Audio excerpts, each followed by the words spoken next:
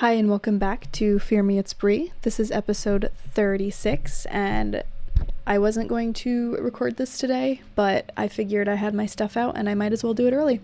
So we're going to talk about a few things. We're going to talk about a couple things involving Emily Blunt, Megan Rapinoe, who I'm not a huge fan of, and we're going to be talking about, my mind just blanked, it's actually quite late at night right now. Oh, Kamala Harris saying that she wants to reduce the population. I thought that was noteworthy. So we will jump into those. But before I do, if you want to, you can find me at fearmeitsbre on Instagram, Twitter, and all of the fun places, including YouTube and Rumble. I'm trying to figure out which Rumble channel is working better for me. The one that I actually, my actual channel, Fear Me It's Brie, or my account, which is Center Conservative Mom or something that I'd made up a long time ago, and it posts to both of those. So follow the one that says Fear Me It's Brie if you're going to follow it, because that's the one that I'm trying to maintain as this channel. So the first thing we're going to look at is, it's two post-millennial articles, and I just realized I don't need these anymore. Two post-millennial articles, one CNN tweet and a Daily Mail article about the cast of Oppenheimer. I forgot to add that one. Trying to do this quickly and just get it done. I guess I'll start with Emily Blunt because I like her.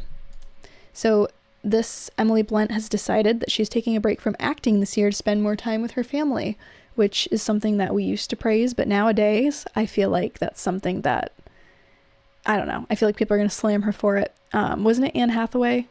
Was it her? Not Anne Hathaway. Katy Perry. I don't know why I just got them confused, but wasn't it Katy Perry that was on The Voice or something, and there was a stay-at-home mom and she bashed her for being a stay-at-home mom and saying that was getting in the way of pursuing her dream or something.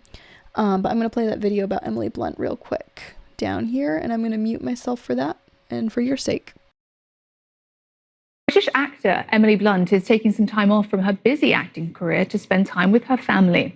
She revealed the news during an interview on the podcast Table for Two. The Mary Poppins Returns and A Quiet Place actor said that she doesn't want to miss pivotal moments with her two daughters, with fellow actor John Krasinski. Not to fear, you can still see her in the upcoming film Oppenheimer, one of the last things that Blunt filmed before her break.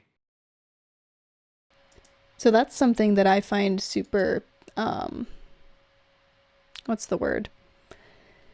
I would say that it's super honorable of her to do that, because a lot of times you see actors who kind of push their kids aside, not like they don't care, but they get raised by the nannies. They don't take care of their kids. They don't invest in their children. So it's refreshing to see that she's putting being a mom first in a world where they tell you, you don't need to be a mom, abort your kids. You can be a businesswoman, you can be a mom, just not at the same time.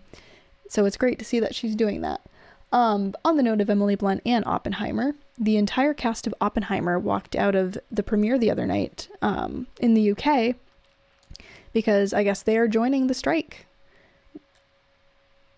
The moment Oppenheimer's star-studded cast went on strike, an emotional Emily Blunt and Florence Pugh led stars making an early exit from the UK premiere as acting unions bring the industry to a halt. Reasons for the strike include issues such as the use of unregulated AI, as well as the effects of the rise of streaming services on pay. Here we go. This is the moment the star-studded cast of Oppenheimer walked out of the film's UK premiere on Thursday, as thousands of actors were on the biggest strike to hit Hollywood in 60 years. Footage from the black carpet, which was brought forward by an hour to avoid clashing with the strike's announcement, showed the cast posing for photos before making their way back to their hotel in London. Stars like Emily Blunt and Florence Pugh were visibly emotional as they exited the premiere early, with the film's director Christopher Nolan later stating the cast had left the event to write their picket signs. Hollywood is set to grind to a halt for the foreseeable future as unions take militant action over how streaming services are pushing down pay and the increasing use of AI production, which genuinely, that might not be a bad thing. If Hollywood just totally shuts down, poops out, and is done, and makes room for things like Sound of Freedom, these counterculture projects to rise up, I don't know if that's necessarily a bad thing. Daily Wire, so far, I have not been a huge fan of their movies per se, just because the stories are good, but they just were very dry and fell flat. I know the Hyperions, they did not write, they bought that one, and I think they did some stuff with it, and then put it out and told the actors, hey, I know you guys didn't sign up to be part of this. It's going to create controversy because it's us putting this out. You do not have to advertise for it. You can just be quiet about it. It's fine. So that was not technically them, even though they bought it and put the movie out. What was the Gina Carano one? It was interesting in the sense of it was a good storyline and it looked really good, but I just couldn't get into it and I didn't end up finishing it. I think I watched like half of it. But these things have chances to grow as they get better budgets, they get better production, they get better actors and things. So I would like to see that. Maybe Hollywood dying out will bring that about.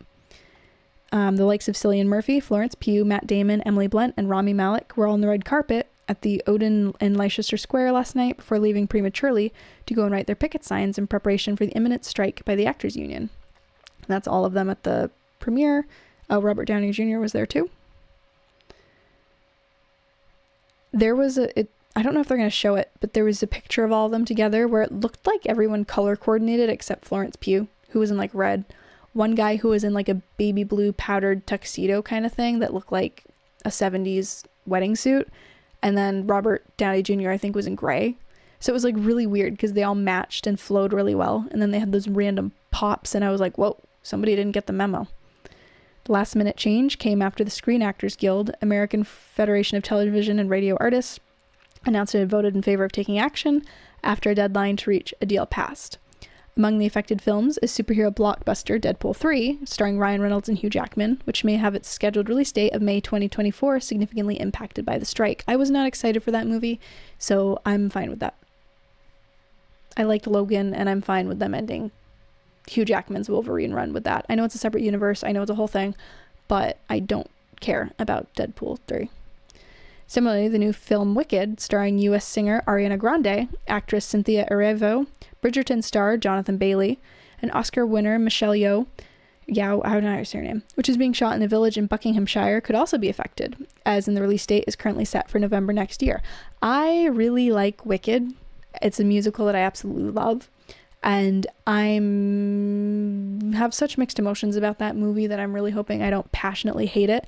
I heard something that they're splitting the movie into 2 parts instead of just running it like the musical, where it sounds like the director wanted to just make a really long, good movie, but the studio was like, no, we're going to split it because money. And that's a huge red flag to me because whenever something like that happens, it never ends up going well. And I really like that musical. So they're probably going to ruin it. The set of Wicked appeared like a ghost town on Friday after it was abandoned last night following the announcement of the industrial action. Other UK productions that face being impacted, including the vampire thriller The Radleys and psychological thriller Speak No Evil. It is believed the highly anticipated season of House of the Dragon, however, it's House of the Dragon, right? It's not how.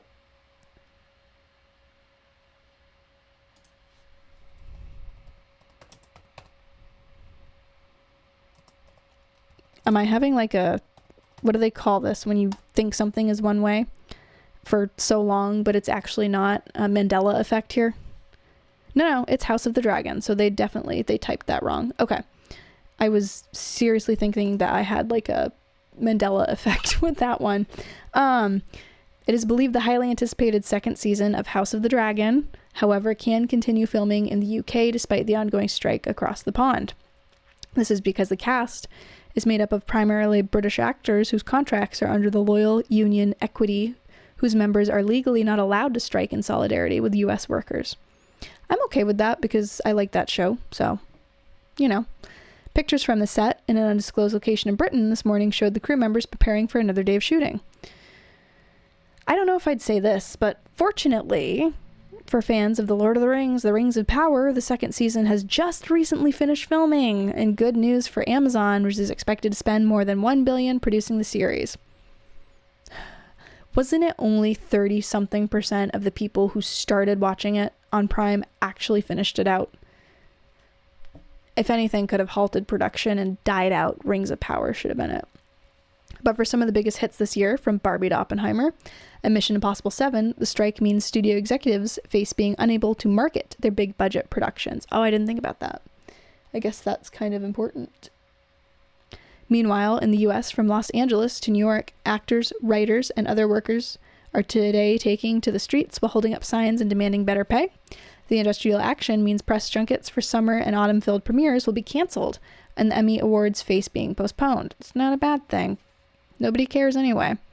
In a red carpet interview with Variety last night, Matt Damon revealed that once the strike is officially called, the cast is going to walk, obviously in solidarity.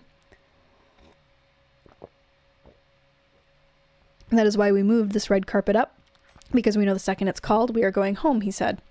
Speaking to the deadline on the red carpet earlier, Emily Blunt added, "I hope everyone makes a fair deal and we are here to celebrate this movie. And if they call a strike, we will be leaving together as a cast in unity with everyone. We are going to have to. We are going to have to. We will see what happens. Right now, it's just the joy to be together." Just before the strike was announced, Kenneth Branagh said on the red carpet, "We know it's a critical time at the point in the industry, and the issues that are involved need to be addressed. There are difficult conversations. The Alliance of Motion Picture and Television Producers, the group that negotiates on behalf of the studios, said it has offered significant gains to union members," reports Reuters.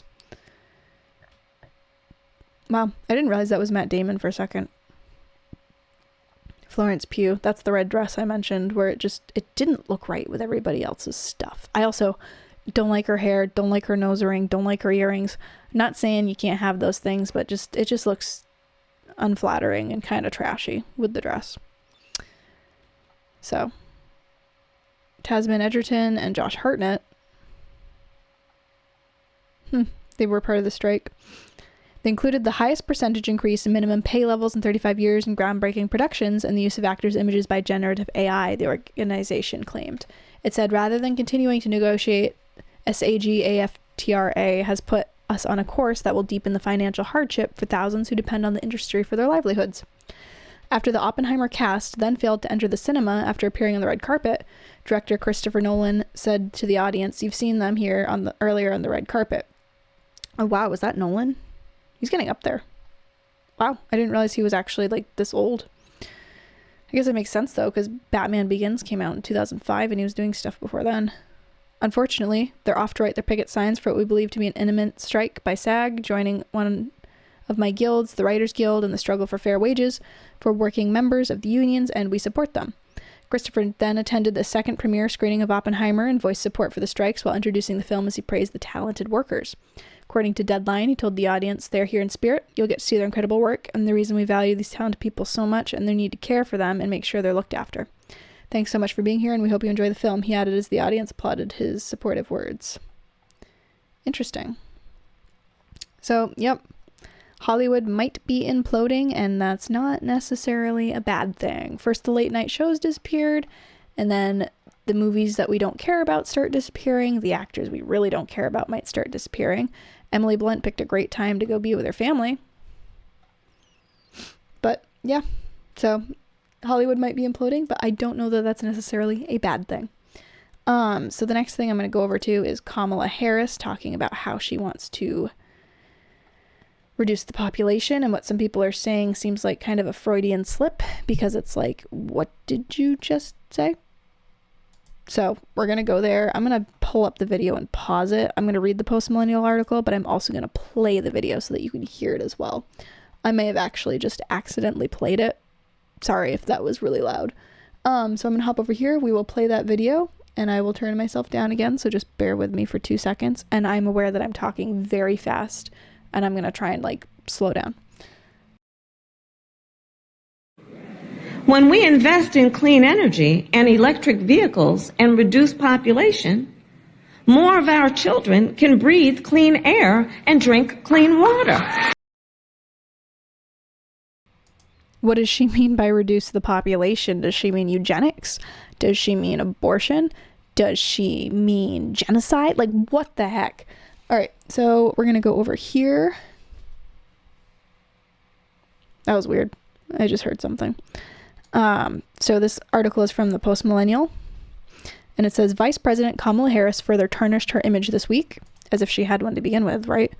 During a speech on climate change at Coppin State University in Baltimore, Maryland, Harris appeared to call for a reduction in population as a means to achieve cleaner air and drinking water.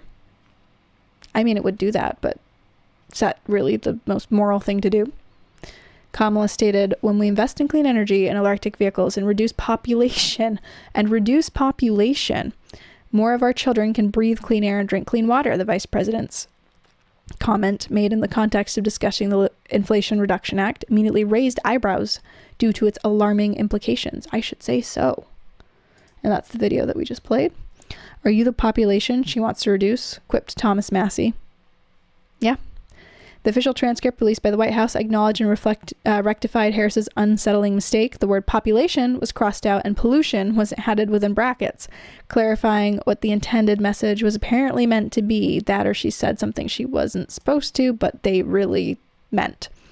So this little image says, when we invest in clean energy and electric vehicles and reduce pollution, more of our children can breathe clean air and drink clean water. Unfortunately for Harris, this was not the only blunder she made during the week. In a meeting with labor union and progressive leaders, the tongue-tied VP struggled to articulate a clear definition of artificial intelligence, AI. Her response resulted in what some generously described as a word salad. I think the first part of the issue that should be articulated is AI is kind of a fancy thing. What? Harris said on Wednesday.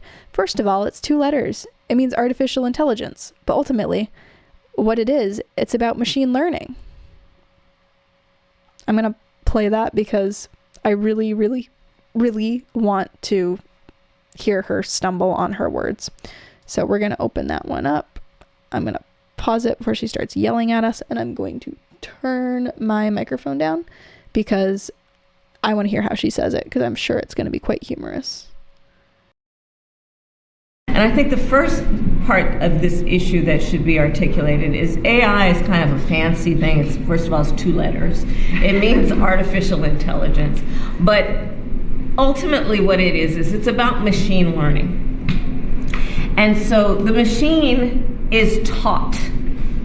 And part of the issue here is what information is going into the machine that will then determine, and we can predict then, if we think about what information is going in, what then will be produced in terms of decisions and opinions that may be made through that process. Really, I think what stands out to me is how she's like, AI is kind of a fancy thing for peasants. First of all, for those of you that don't know, it's 2 letters and it means artificial intelligence. And it's like, yeah, it's been around for at least a good decade. We know what that means. You don't have to explain it to us. Do you know what that means, Kamala? Do you need us to explain that to you? That's a little bit what I got from that, where she's trying to convince herself more than she's trying to convince you and I what AI is. And that seems like that's the end of that article. So, yeah. Wow. Kamala argues for reducing population in creepy climate change speech. And reduce population. More of our children can breathe clean air and drink clean water. Well, I've looked through her Twitter today, and she seems like she really does want to reduce the population with how much she was talking about abortion. Also, I am flying through this video, and I did not mean for it to be so fast. I will try and slow down a little. All right, what else were we going to go to here? Another post-millennial article about Megan Rapinoe, who I cannot stand, who is a female soccer player on the women's U.S. team. Not a huge fan of her. Never really was. Never will be. In contrast to all the female athletes we have, like, what's her name? Riley Gaines, Taylor Silverman, all the ones who are coming out in support of women who have to compete against men in their sports, transgender women, all the ones that are trying to take back women's sports. Megan Rapinoe has decided to come out and say that female sports have been weaponized against trans people. I don't get that at all, but we'll read what she has to say. I see trans women as real women, Rapinoe said. Yikes. U.S. Women's National Team, USWNT. I almost read that as National Treasure, but no. Star Megan Rapinoe has taken aim at policies protecting women's sports. As Rapinoe prepares for her final Women's World Cup, she has voiced her belief that biological males who identify as female should be allowed to compete against biological women. We as a country are trying to legislate away people's full humanity, the 38-year-old said during an interview with Time magazine. That's the thing. Did you catch that? She's preparing for her final Women's World Cup, her final match. She is retiring. So how does it affect her any if there's men playing against her team from here on out? No. She gets to go away scot-free. She's never going to have to compete against a transgender man. Woman. She's never going to have to lose her spot as a biological female athlete because a man decided they weren't good enough to play as a man, so they decided to cheat and play against women who they have physical, mental, and every kind of advantage against. She's not going to know what it's like to get bumped to 3rd place even, or 4th place even, when you should have been on that block and you're not because of this very thing. So she's virtue signaling because she can, because it does not affect her in the least, but it will affect everyone after her in the sport. It is particularly frustrating when women's sports are weaponized, she continued. Oh, now we care about fairness? Now we care about women's sports? That's total BS. Show me all the trans people who are nefariously taking advantage of being trans in sports. It's just not happening. How about you watch some videos of female boxers going up against male boxers? Was it Fallon Fox, the transgender woman boxer who broke open the actual woman's skull because of his advantage as a male over a woman? Yeah, no, it's happening. There's literally women who should have won scholarships. There's women who should have been in X place, but they were not because a man took their place. Rapinoe was also asked if she would support a trans woman playing alongside United States women's national team, even if it meant that a biological woman would miss out on an opportunity to play for the team. Again, does not affect her anymore, so why wouldn't she? She said she would support the move, but she would not characterize the situation as someone taking a real woman's place. That's the part of the argument that's still extremely transphobic, she added. I see trans women as real women. When you're saying automatically in the argument, you're sort of telling on yourself already, is you don't believe these people are women, therefore they're taking the other spot. I don't feel that way. Tennis legend Martina Navratilova later responds to Rapinoe's comments with just one word, yikes. Rapinoe announced over the weekend that she intended to retire from professional soccer at the conclusion of the 2023 National Women's Soccer League season, per CNN. Transgender participation in high-level sports has been prohibited in some areas with the introduction of new regulations. In March, for example, World Athletes announced updated rules banning biological males from competing in female track and field events, but only male-to-female transgender athletes who have been through male puberty. So, yep, Hollywood's dying, women's sports are dying. Notice, this is a very obvious thing, and if you haven't noticed it, I'd be concerned for you, but notice that very rarely do you have transgender female to males invading men's sports and trying to compete against biological men because they know they have a disadvantage. They know that they're not going to go on the men's wrestling team or the men's soccer team and win. They know they'll lose.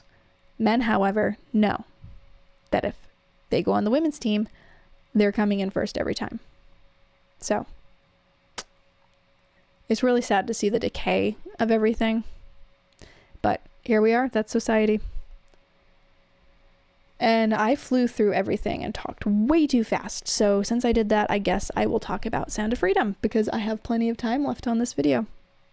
So we ended up seeing Sound of Freedom on Tuesday night. And it was very well done. It was not at all like the Jezebel article said that it was. Honestly, I could go back through that article and critique it word for word, but I don't think I'll do that to you since I already went through it in another video. I will say, all the talk about how people would say like their AC's turned off or they were just told, oh, you have to leave the theater or things like that. I don't know that that's a big conspiracy. The Angel Productions actually came out and said, don't blame that on AMC theaters. They've actually been very supportive of the movie. They've helped do stuff with it and like go see it there, support them because they've supported us. So I don't believe that that's as big a thing as people think it is. I will say that in ours, we wished the AC wasn't working because the specific theater that we saw it in has had issues since 2018 where there's specific theaters within the theater, screen rooms, whatever you call them, where the speakers are broken along the sides and only the speakers down front are working. Super annoying. We saw Avengers Infinity War in one. We saw Endgame actually in one as well. And it was very annoying because you couldn't hear anything. That actually though might have been when my daughter or my son, one of my kids was an infant when we went to see Avengers Endgame, and we brought him in and watched it with him. Yeah, we were those people, sorry. Bringing a baby into a theater. But the muffled of not being able to hear the movie properly actually really helped, because the things that would have jumped him and probably made him cry, he slept right through. So we were able to go see the movie even though we just had a baby like the month before or whatever it was. Whichever child it was. I don't remember which one, whatever year that movie came out. But anyway, this theater has not fixed this thing, and it's been that way for 6 years now. So every time it would be a quiet scene with low talking, which is a lot of the movie, and that AC would kick in, we couldn't hear. I could hear a little better than my husband, but we still couldn't really hear great. But I was able to follow it still. There were a few times where I would be chewing popcorn and I'd have to stop chewing and kind of pause to hear what they were saying. And then it would get loud again because it would be like an action sequence or something. I'm like, well, I'll be able to finish chewing my popcorn. I'm not a loud chewer. The movie was so muffled and quiet that it was really frustrating. So I don't really have any critiques per se of the movie, except that there were 2 scenes that I felt like could have been done a little differently, where they lingered on shots to make you feel the gravity of the situation, and they wanted you to like really feel a pit in your stomach kind of thing. And it worked, but they lingered a little bit too long and it took me out of it, where I just kind of was like, oh, is the screen broken? Should I go get the theater employees? And then like the scene would continue into the next thing and I'd be like, oh, okay. They just had a really long pause there for some reason. When it comes to the film itself, those are the only critiques from me. Everything the Jezebel article said about it and every other article said about it is complete bullcrap. It didn't mention QAnon at all. I wouldn't say that it was a movie about religion, even though God's brought up, but God gets brought up in a lot of things that aren't necessarily preaching at you, if you know what I mean. There were a few things in the Jezebel article where it talked about this really intense scene toward the end, and I'm going to spoil it because enough time has gone by that people have probably seen it by now, where the little girl, he gets into the camp to rescue this little girl from the person she's been trafficked to, and he's like, all right, you got to be quiet, we're going to get you out. But he comes into the cabin, and Tim Ballard, the character played by Jim Caviezel, the character of Tim Ballard, has to fight this man because he walks up to the bed, turns to the little girl, sees her crying, and says, what's the matter? I'm not going to hurt you or something. And you see him unbuckle his pants. So it's very obvious what he's about to do to this little girl who looks to be maybe 10 or 11. And so Jim Caviezel's character takes him down because of what's about to happen. The Jezebel article portrayed that as a needless murder randomly inserted into the movie, and it was like, no, it wasn't. Don't tell me you wouldn't try and stop that from happening if a man was about to rape a little girl. And, you know, it ended up being a life-threatening, life or death fight because that man was going to kill him. So it's like, what you expect was going to happen. And then the Jezebel article also talked about how there was a scene where they finally rescue the little girl and they're running. They're being chased by the cartel or whatever. And they jump in the back of a van and speed off. And the Jezebel article was like, he just throws her in the back of the van and speeds off. So it's no different than her first kidnapping. It's basically just another kidnapping. And it's like, whoa, he just saved this little girl from being raped, for one. Okay. They escaped through hostile territory, chased by cartel soldiers or whatever they were, who were shooting at them, almost died, had to get into a van and speed off in a life or death situation that is not at all comparable to a kidnapping. And also, have they never seen a movie, which movies don't always portray things accurately, but have they never seen a movie where there's a high-speed chase, there's something, there's you have to get away from something, or there's a sting that's busted or something like that, and it's very like, you move, you get things done, you run, life or death, you're being shot at, you jump in the van, you drive away. That's how those things tend to play out in movies. But anyway, I looked into the author of the Jezebel article, and I will say that it's a guy, which I was very surprised by, because I originally thought Jezebel was run primarily by women because it was for women, and it sounds like that's how it was started out, but I guess not anymore.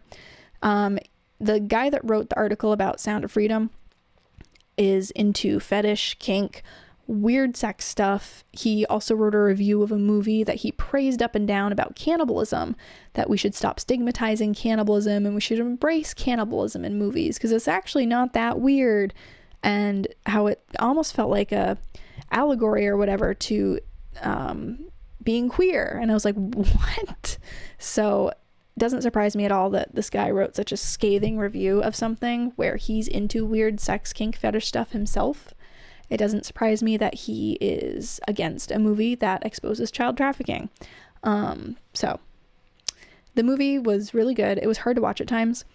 I watched, so when the actual Tim Ballard was on Timcast the other night, he was talking about how they made the movie in a way that obviously you wouldn't show it to your 12-year-old or like your 7-year-old or maybe even your 15 or 16-year-old, but they described it as a movie. You don't have to look away. You don't have to cover your eyes, because they do a very good job of showing you things without showing you things. So you know exactly what is happening. You know the gravity of the situation, and you know how devastating things are without having to watch it happen, which was another critique of the Jezebel thing, is they were like, they used child actors to simulate them looking afraid as a man approaches them. And it's like, there was nothing happened to those child actors. And they even talked about in the Timcast interview that those child actors, for the most part, none of them had any idea what the movie was about. They were just told, okay, in this scene, we need you to cry and we need you to look distressed. We need you to look happy in this one. They kept those kids in the dark because they did not want the heaviness of what they were actually doing on them. And they kept the parents involved every step of the way. So those critiques, again, are bunk. But I thought it was a very good movie. It was hard to watch. They talked about how the little boy who's rescued at the very beginning, who they go back and rescue the sister of, they aged him up for the movie. In the movie, he's 7. In real life, he's 5. He was 5. So that really hit hard hearing that, because I was like, oh no, like that's close to my son's age. That's even younger than you want to picture. It's very interesting, though. It was a very good movie. I recommend listening to the Timcast episode where the actual Tim Ballard is talking about it, so that you can, like, especially if you watch the movie, so you can compare the two. Because yes, they had to do some embellishment to tell a story and fill in some gaps and fill in some blanks, but for the most part, it sounds like they stuck pretty true. What else was I going to say about it? There was something else. I don't know if I actually remember, but it was good. I would recommend seeing it. I would say that I know some people who have had trauma and like sexual abuse said that they could not get through it, just because it brought back too much for them. So just keep that in mind. Even though it doesn't go too graphic, it does mentally take you to a place that's very dark, especially if you have experienced this kind of thing. Make sure that you know what you're going into when you go see it. I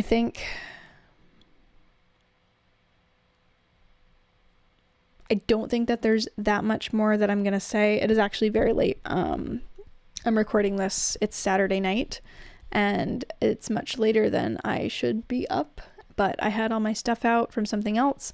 So I figured I might as well do this now, get it over with, post it Monday, and I can just chill on Monday. So I think I will be done. Sorry if this was a very haphazard one because of that. I literally was sitting here because I just finished doing another stream and was like, I should just do Monday. I should just do it now. So I pulled up all the articles that I'd had out. So anything else I do this coming week will be a little more fluid, and I won't be trying to quickly talk through it so I can go to bed. Because I'm very tired. So I will probably be back again this week. I want to try and do more than one. Last week I only ended up doing one episode. I'm still toying with the idea of doing 1 to 2 a week and having a set day. I'm thinking it will be 2, especially since sometimes I do topical stuff. Sometimes I do news stuff, and the news cycle can change throughout the week. So what I would probably do is do something beginning and then mid to end of the week. So I'm still thinking about that. Let me know if you have any ideas for it. And if that wasn't an in-depth enough review of Sound of Freedom, I'm very tired. I could do another one where I just dedicate the whole video to that, but if this is satisfactory, I won't do that. Just let me know. All right, so I can be found again at fearmeitsbre on Twitter, Instagram, and all the fun places, YouTube as well, and Rumble. Again, follow the Fear Me It's Brie channel, not whatever the other thing is. And that's the correct one if you're on Rumble. So hopefully everybody has a great, I don't know what to say, it's Saturday night. Have a great end to your weekend and a great Monday as well. And I will eventually be back. And I will see everybody next time.